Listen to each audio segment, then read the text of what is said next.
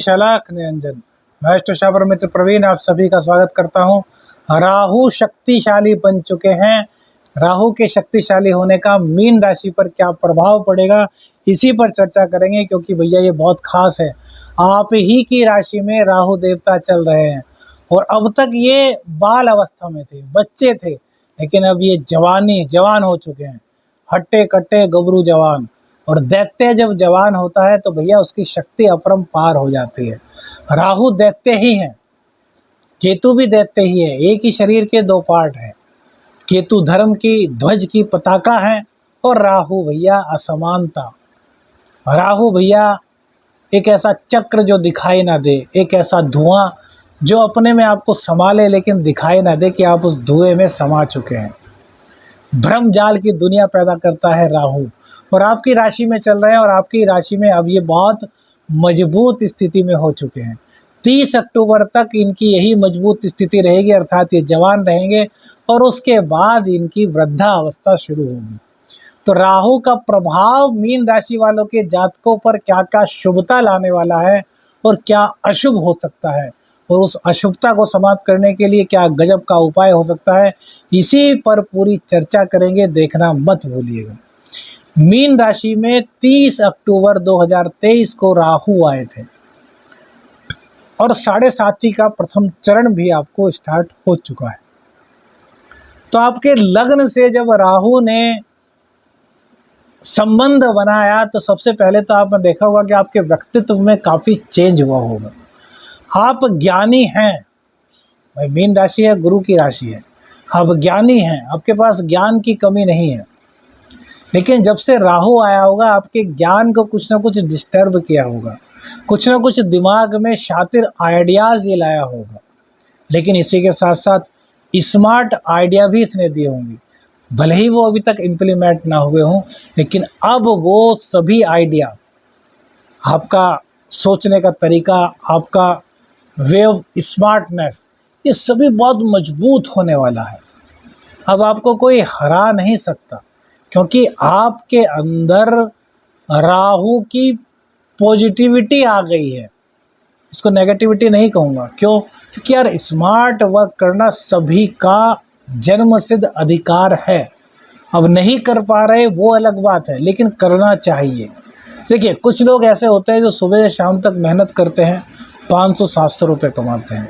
कुछ लोग ऐसे होते हैं जो 1 घंटा काम करते हैं, अपने घर पर एसी पर बैठ कर के लैपटॉप पर बैठते हैं और उस 1 घंटे में ही 10,000 रुपये कमा लेते हैं। दोनों ने पुरुषार्थ किया, दोनों ने ही मेहनत की, लेकिन एक को पूरे दिन जी तोड़ मेहनत करने के बाद 700-800 1000 रुपये मिले, और एक को एसी कमरे में अपने घर में बैठ कर के लैपटॉप के सामने बैठ कर के 1000 रुपये मिले। मेहनत है, उसकी मानसिक मेहनत, उसकी शारीरिक मेहनत, लेकिन स्मार्ट वर्क जिसने किया उसकी अर्निंग कई गुना बढ़ गई। तो यही स्मार्ट वर्क आपको राहु सिखा रहे हैं, और अभी तक भी आपको समझ नहीं आया तो उपाय बताऊंगा। वो आपके स्मार्ट वर्क को न केवल बढ़ाएगा बल्कि उसको आपकी ज़िंदगी में इम्प्लीमेंट भी कराएगा, क्योंकि राहु का कार्य तो यही है कि माया जाल बनाओ, माया जाल बना करके पैसा कमाओ। पैसा कमाने को हम भी कहते हैं, लेकिन किसी का अहित उसमें नहीं होना चाहिए। इस बात का ध्यान रखना है। राहु की दृष्टि आपके पंचम भाव पर पड़ेगी, तो सबसे पहले तो आपको अपनी माँ की सेहत का ध्यान रखना है। आप किडनी के पेशेंट हैं तो आपको अपना ध्यान रखना है और माँ की सेहत का विशेष ध्यान रखना है। प्रेम संबंधों में यदि आप हैं तो किसी तीसरे का इंटरफेरेंस आपको किसी भी हालत में नहीं होने देना, क्योंकि राहु शक्तिशाली हो चुके हैं तो प्रेम संबंधों में कुछ ना कुछ भ्रम की स्थिति को उत्पन्न कराएंगे। बात कुछ नहीं होगी, बेमतलब का शक करा देंगे और शक वो धीरे धीरे गहराता चला जाएगा और बाद में हो सकता है कि रिश्ता टूट जाए। और जब अंत में चले जाएंगे, रिश्ता टूट जाएगा, तब पता चलेगा अरे यार इसमें तो गलती किसी की भी नहीं थी, यह तो हमारी गलत फहमी थी, हमारी नासमझी थी। तो ऐसे चक्करों में मत पड़िएगा भैया। कोई भी छोटी मोटी दिक्कत लगती है प्रेम संबंधों में, तुरंत एक दूसरे से क्लियर कर लीजिए, प्रेम संबंध खराब नहीं होंगे। शिक्षा में भी आपको कंफ्यूज करने का कार्य राहु करेंगे। इसके लिए अपनी माँ की सलाह लें, माँ की सेवा करें, माँ के रात्रि में पैर दबाएं, माँ का आशीर्वाद लें, तो आपकी डिसीजन मेकिंग जो होगी वो बिल्कुल पॉजिटिव जाएगी और राहु की नेगेटिविटी वहाँ पर बिल्कुल भी काम नहीं कर पाएगी। देखिए, जहाँ राहु पॉजिटिव कार्य कर रहा है वहाँ को हम पॉजिटिव बनने के लिए कह रहे हैं, जहाँ नेगेटिव कार्य कर रहा है वहाँ पर नेगेटिविटी को हटाने के साथ साथ उपाय बताते जा रहे हैं। और ये उपाय ऐसे नहीं कि आपको हज़ारों लाख रुपए देने हैं, बस माँ की सेवा करनी है, इसी से कल्याण हो जाएगा।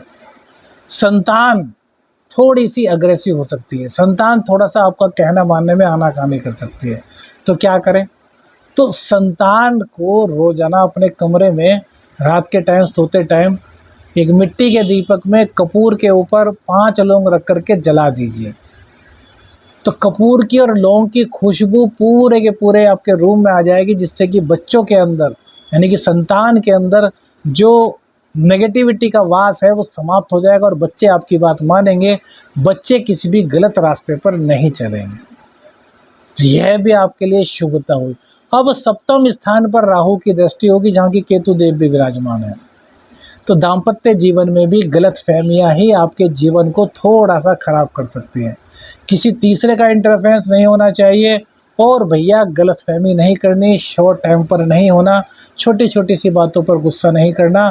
तो राहु सप्तम भाव का भी कुछ नहीं बिगाड़ पाएगा, हमारी गारंटी है।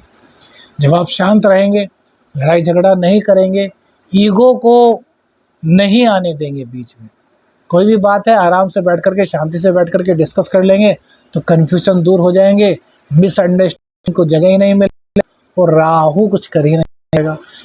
सातवें स्थान में राहु देख करके आपकी दैनिक आमदनी को बढ़ाएगा, से आपको फायदे करेगा, पार्टनरशिप के भी गलतफहमियां उत्पन्न कराएगा, तो उसको भी आपको दूर करना है। आपको किसी भी हालत में उनकी बातों में नहीं आना, यानी कि गलत फहमी में आपको नहीं आना, आपको अपने जीवन में शुभता को देना है।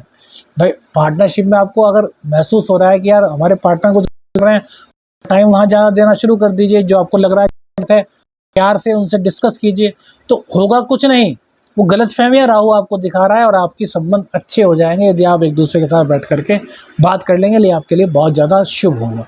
अब इनकी जो 9वीं दृष्टि है वो पड़ेगी 9वें भाव पर, जहाँ की मंगल देव है। तो मंगल में राहु में आपस में शत्रुता है, लेकिन 9वें भाव पर राहु दृष्टि डाल करके आपके भाग्य स्थान में बढ़ोतरी ही करेंगे। वो बात अलग है कि स्मार्ट वर्क में ले जाएं या आपके मन में ऐसा लाएं कि यार धर्म को तो मानता हूँ, मंदिर नहीं जाना मेरे मन में है, तो ऐसा मत कीजिए। सभी के मन में भगवान है, सभी सत्य सनातन धर्म के अनुयायी भगवान को मानते हैं, लेकिन मंदिर में भैया शक्ति होती है, मंदिर में मूर्तियों की प्राण प्रतिष्ठा होती है, तो आप वहाँ जा कर के जब मत्था टेकेंगे तो भाग्य तो आपका बढ़ेगा ही, राहु की पॉजिटिविटी आपको मिलेगी और राहु की नेगेटिविटी समाप्त होगी, भाग्य का कदम कदम पर आपको साथ मिलेगा। अब आपकी कुंडली में यदि राहु नीच के हैं, राहु अशुभ स्थिति में, आपको अच्छा फल नहीं मिल रहा, तो आप क्या उपाय करें जिससे कि आपको लाभ हो? तो भैया हरा कपड़ा एक ले लीजिए, हरे कपड़े में कपूर बांध करके अपने पास रखिए, या तो अपनी कलाई पर बांध लीजिए या अपने ऊपर की पॉकेट पर रखिए। जब कपूर उतर जाए यानी क्या तो उड़ जाए या ख़त्म हो जाए, दोबारा से कपूर रख लीजिए उसी में। इससे ऐसा करने से बुध की मजबूती आपकी कुंडली में बढ़ जाएगी और राहु का पॉजिटिव इफेक्ट तो बढ़ेगा लेकिन नेगेटिव इफेक्ट बिल्कुल दूर हो जाएगा। और दूसरा उपाय, क्योंकि बुध अब अच्छी स्थिति में आपके आ चुके हैं, तो क्या करना है? तो भैया आपको हरी घास पर रोजाना सुबह के टाइम चलना है। हरी घास पर चलने से बुध की ताकत आपकी बढ़ेगी, माँ का स्वास्थ्य आपका सही होगा, दाम्पत्य जीवन आपका सही होगा, दैनिक आमदनी आपकी बढ़ेगी, हर तरीके से राहु की शुभता आपको मिलेगी और बुध की शुभता आपको मिलेगी। वीडियो अच्छी लगी तो लाइक और शेयर जरूर कीजिएगा और चैनल पर नए हैं तो चैनल को सब्सक्राइब कीजिएगा। आदेश चालक रंजन, हर हर महादेव।